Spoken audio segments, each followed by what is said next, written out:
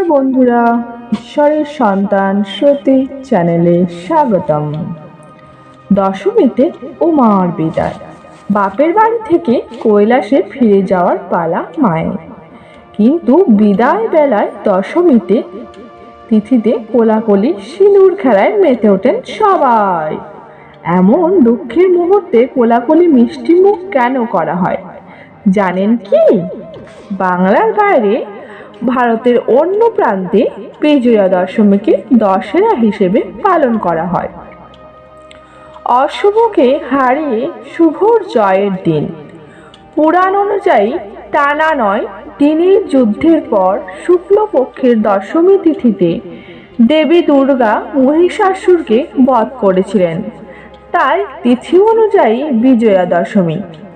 আবার রাম রাবণের যুদ্ধ সেদিন শেষ হয়েছিল, তাই বাংলায় বিজয়া দশমী তিথি একটু অন্যরকম। উমার বিদায় বেলায় এক সময় বাংলার নীলকণ্ঠ পাখি ওড়ানো হতো।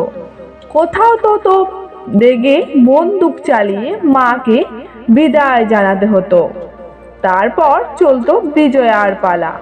মিষ্টি মুখ, কোলাকুলি, বড়দের প্রণাম, ছোটদের আশীর্বাদ।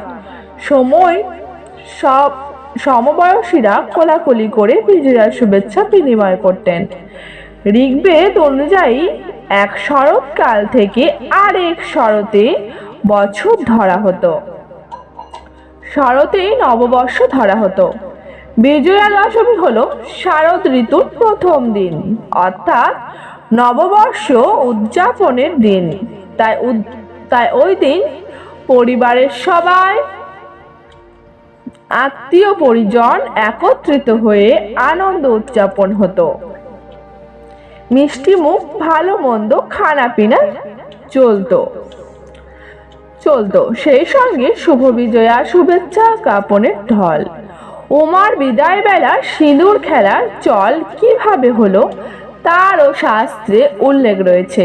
হিন্দু শাস্ত্র অনুযায়ী বিশ্বাস করা হয় যে ব্রহ্মা মানুষের জীবনের দুঃখ কষ্ট দূর করে আনন্দ ভরিয়ে রাখেন। সিঁদুর হলো ব্রহ্মার প্রতীক। হিন্দু ধর্ম অনুযায়ী কপালে সিঁদুর পড়লে সেখানে অবস্থান করেন স্বয়ং ব্রহ্মা। তাই অনেকের মতে সেই থেকে বিজয়ার দিন সিঁদুর খেলার প্রচলন রয়েছে। পুরাণে এই বিষয়ে একাধিক মত প্রচলিত রয়েছে। সৃষ্টির আদিকাল থেকে শুরু করা যাক।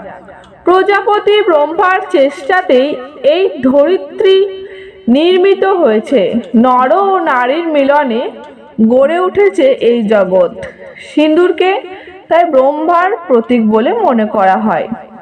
ললাটে বা ভাগ্যস্থানে তিনি যাতে অধিষ্ঠিত থাকেন তাই সিঁদুর পরার রীতি।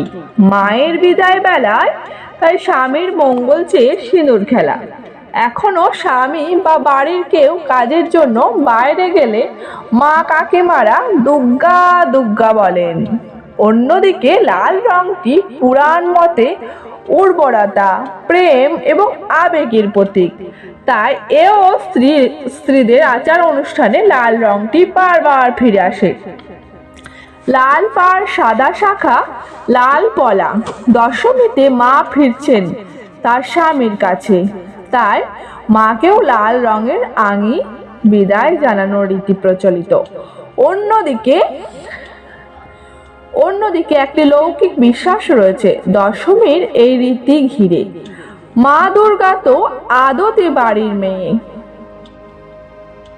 বাড়ির মেয়েকে শ্বশুর বাড়ি পাঠানোর আগে মিষ্টি মুখ করাতে হয়।